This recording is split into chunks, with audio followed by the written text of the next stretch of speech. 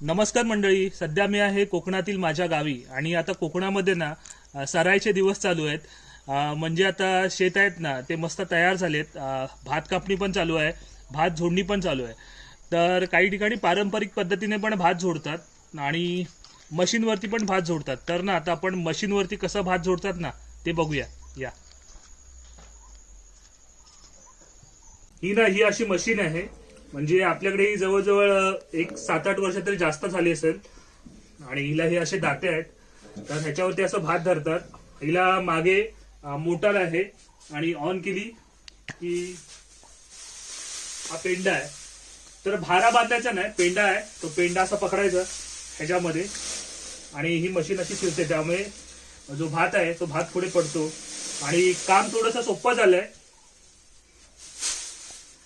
तर तुम्ही अशा मशीनवरती भात झोडलाय का ते सुद्धा कमेंटमध्ये नक्की सांगा.